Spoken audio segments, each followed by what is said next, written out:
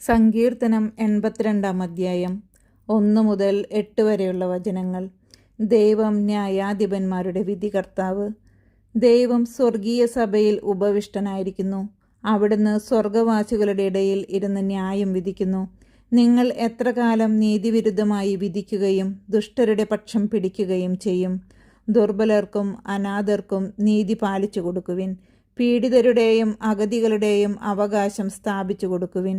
ദുർബലരെയും പാവപ്പെട്ടവരെയും രക്ഷിക്കുവിൻ.